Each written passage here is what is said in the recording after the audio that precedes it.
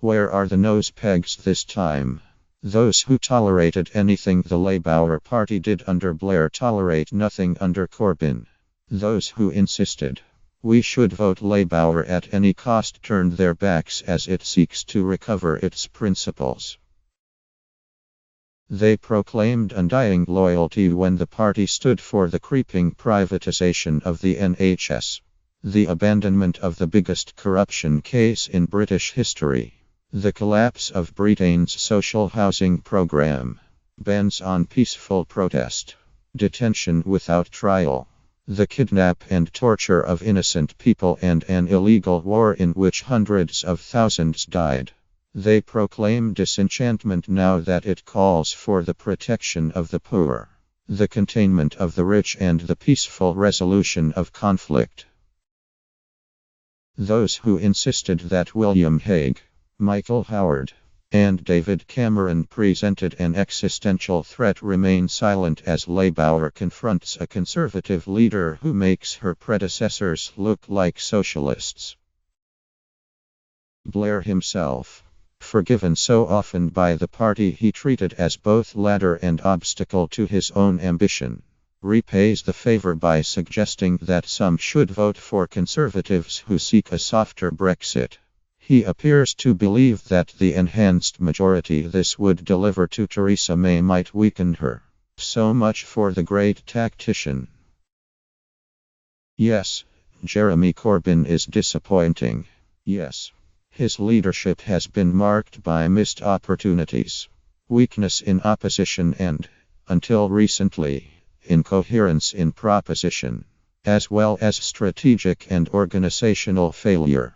It would be foolish to deny or minimize these flaws, but it would be more foolish still to use them as a reason, granting May a mandate to destroy what remains of British decency and moderation, or for refusing to see the good that a government implementing Corbyn's policies could do. Of course, I fear a repeat of 1983. But the popularity of Corbyn's recent policy announcements emboldens me to believe he has a chance, albeit slight, of turning this around. His pledge to raise the minimum wage to £10 an hour is supported by 71% of people. According to a Commerce poll, raising the top rate of tax is endorsed by 62%.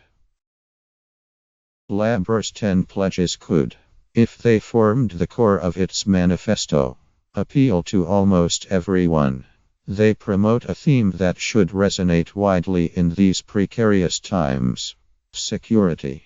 They promise secure employment rights, secure access to housing, secure public services, a secure living world.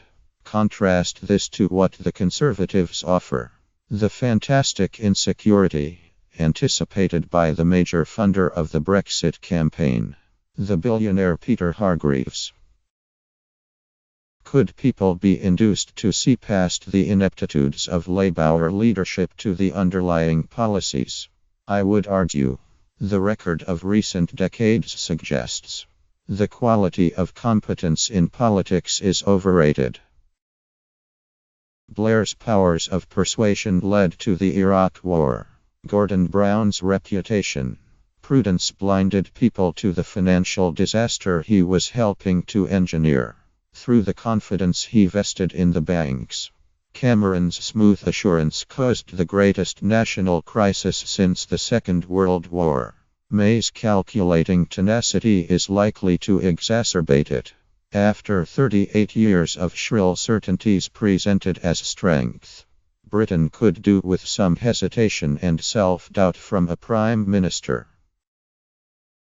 Corbyn's team has been hopeless at handling the media and managing his public image. This is a massive liability, but it also reflects a noble disregard for presentation and spin. Shouldn't we embrace it? This was the license granted to Gordon Brown, whose inept performances on television and radio as Prime Minister were attributed initially to his authenticity and integrity. Never mind that he had financed the Iraq War and championed the private finance initiative. which, as several of us predicted, is now ripping the NHS and other public services apart. Never mind that he stood back as the banks designed exotic financial instruments. He had the confidence of the city and the billionaire press. This ensured that his ineptitude was treated as a blessing, while Corbyn's is a curse. I would love to elect a government led by someone both competent and humane. But this option will not be on the ballot paper.